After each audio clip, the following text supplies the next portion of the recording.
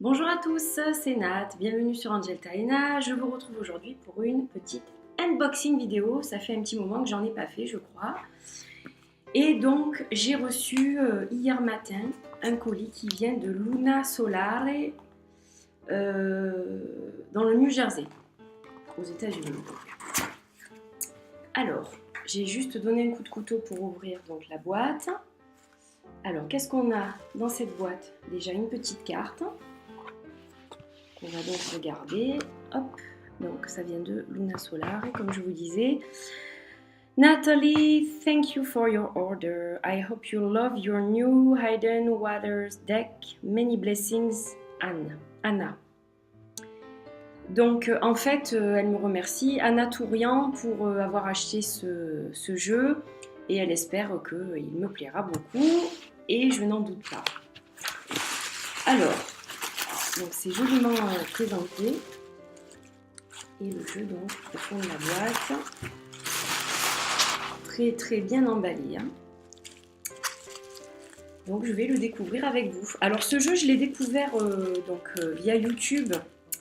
Je crois que la première personne qui me l'a fait découvrir, ça doit être Elise de Wild Moon Tarot, qui a changé je crois le nom de sa chaîne d'ailleurs. Je crois que c'est Wild Moon Woman il me semble. Hop, donc on a un joli paquet, donc emballé dans du papier de soie noire, avec une petite illustration qui justement reprend ce que vous allez voir dans ce jeu. Il s'agit en fait d'un jeu élaboré à partir de taches de peinture, un petit peu comme les taches d'encre en fait. Et donc, j'ai trouvé ce concept très intéressant au niveau psychologique. Je pense que c'est un tarot dont je vais me servir, surtout en séance, parce que les dessins évoquent des choses différentes à chaque personne qui les regarde. Et je trouve ça fascinant. Donc c'est très joliment présenté dans une petite boîte en métal, avec un joli nœud, j'adore. Alors, on va défaire tout ça. Donc vous voyez la couverture, Hidden Waters Tarot. Donc jolie petite boîte. Alors qu'est-ce qu'on a à l'intérieur de cette boîte? Donc évidemment pas de guidebook, puisque ce jeu fait appel à votre subconscient et à votre intuition. Donc en fait c'est un jeu vraiment, un tarot psychologique je dirais. Alors je vais essayer de le sortir de la boîte. Voilà, ça y est. Et très jolie petite attention, un petit sac en organza crème, pour ranger les cartes dans la boîte afin qu'elles ne s'abîment pas. Et donc vous avez un fond noir voilà, confortable pour les cartes. Donc ça c'est super. Alors on va passer directement aux cartes et voir un petit peu ce que ça donne. Donc déjà je peux vous dire qu'au niveau de la taille, il s'agit d'un format de tarot tout à fait classique.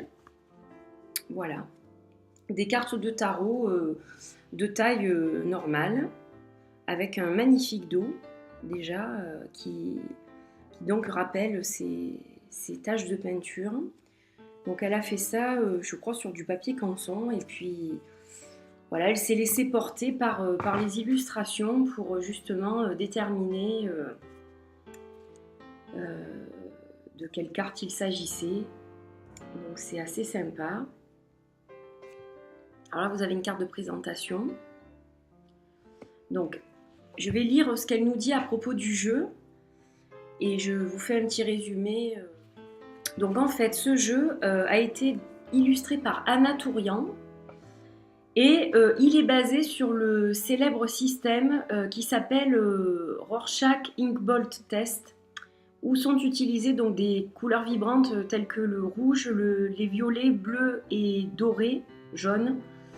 Et donc font appel directement en fait à votre subconscient pour faire tomber des barrières dans votre conscient, dans votre vie actuelle en fait. C'est un jeu donc qui fait vraiment appel à ce qui est caché de votre conscient, et donc il fait aussi appel à votre intuition. Donc il n'y a pas de mauvaise ou de bonne façon d'interpréter ce tarot. C'est propre à chacun.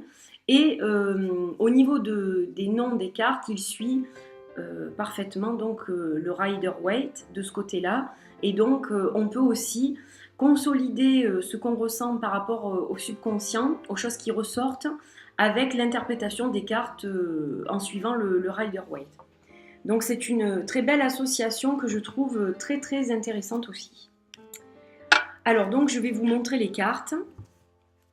Donc là vous avez la carte du fou. Donc chacun va y voir quelque chose de spécifique. Alors moi, à première vue comme ça, je vois un clown par exemple. Voilà, après à creuser, mais elles vont évoquer chez certaines personnes des choses différentes. Là vous avez le magicien.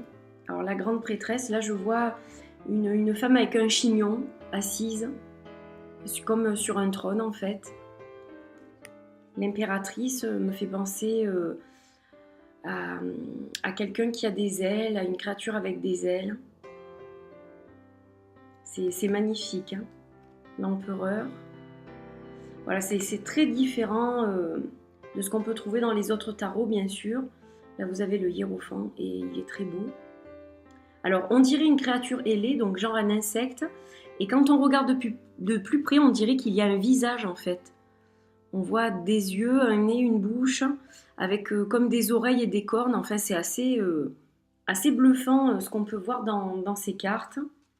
Les amoureux, donc là, on voit bien qu'il y a deux personnages. Ça fait comme un cœur aussi, avec ses taches rouges. Enfin, c'est magnifique.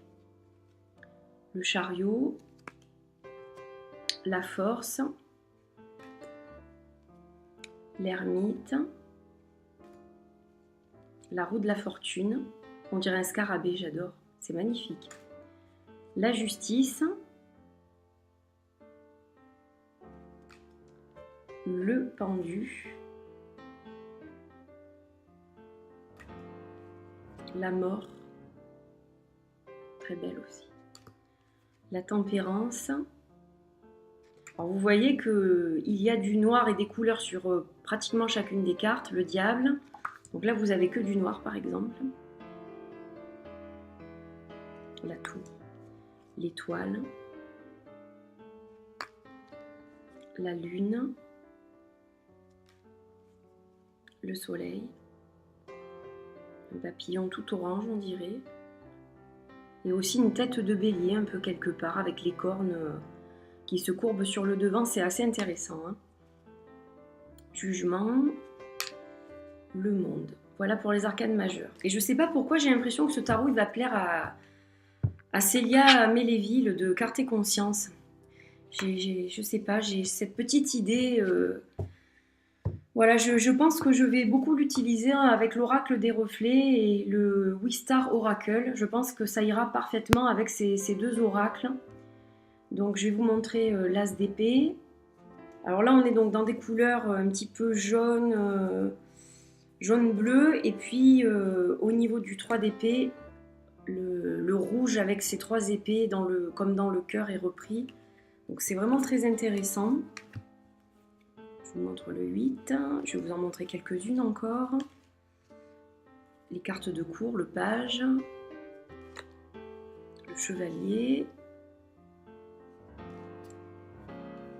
la reine, le roi, des épées. Donc là vous avez l'as des bâtons. Alors là dans les bâtons on retrouve des couleurs vraiment qui rappellent le feu. Jaune, orangé avec un peu de noir. Donc ça rappelle un peu presque un feu de camp. C'est assez intéressant aussi. Je vais vous en montrer quelques-unes. Donc le 9 qui est magnifique. Très joli. Le 10 aussi qui est magnifique. On a l'impression que c'est quelqu'un qui porte quelque chose de très très lourd et d'embrasé. Je trouve que ça colle aussi au Rider-Waite et c'est assez intéressant. Donc là vous avez les personnages de cour.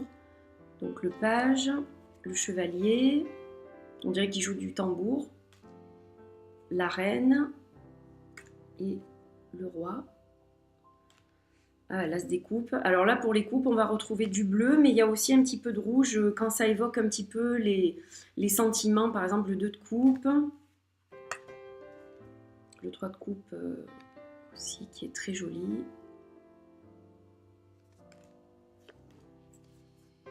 Et on va passer au personnage de cour. Donc le page, magnifique. Hein. Le chevalier, la reine et le roi.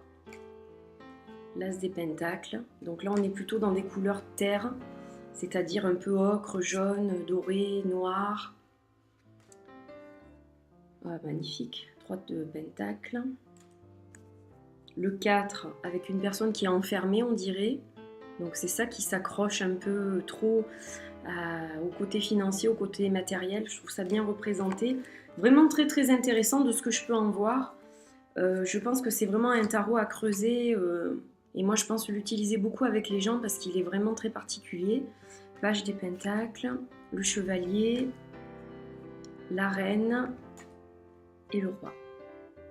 Voilà, donc je vous ai donné un aperçu de ce Hidden Waters Tarot, que je crois avoir mal prononcé au début. C'est l'excitation parce qu'en fait il est arrivé hier et donc je ne l'ouvre que 24 heures après.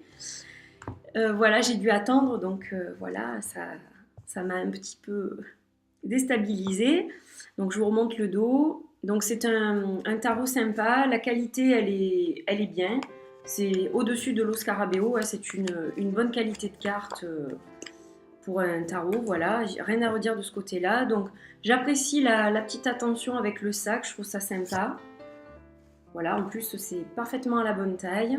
La petite carte aussi, elle a pris le temps d'écrire à la main et tout ça. Enfin, ça c'est toujours des petites choses qu'on apprécie quand on achète chez les artistes directement. Donc je trouve ça sympa. Voilà, donc du coup elles sont parfaitement calées dans la boîte, donc ça c'est génial.